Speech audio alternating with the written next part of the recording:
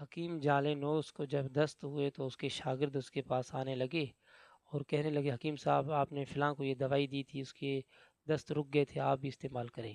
تو حکیم نے سب کی بات سنی، پھر کہا کہ آپ ایسا کریں کہ مٹکا لائیں اور اس میں پانی ڈالیں اور میرے تکیے کے نیچے کچھ دوائی ہے وہ اس مٹکے کے اندر ڈال دیں۔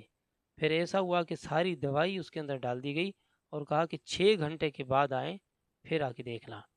جب 6 گھنٹے کے بعد شاگرد واپس آ گئے اور کہا کہ اس مٹکے کو توڑ دیں۔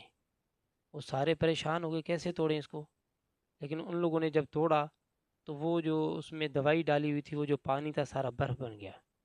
تو حکیم نے کہا کہ میں نے اس کے تقریباً 10 خوراک کھائے ہیں، جو میں نے ایک خوراک اس مٹکے کے اندر ڈالی اور مٹکا سارا جو ہے نا برف بن گیا، لیکن مجھے کوئی فائدہ نہیں ہوا، میرے دست نہیں رکے۔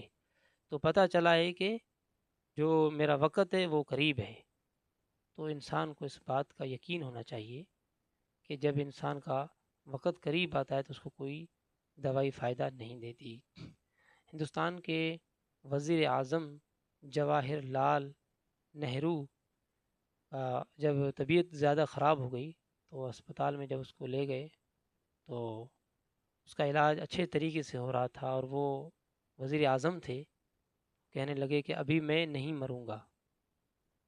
پہلی اخبار میں یہ بات آئی کہ ابھی میں نہیں مروں گا، دوسرے دن کے بعد یہ بات آئی اخبار میں کہ وزیر اعظم صاحب کا انتقال ہو گیا۔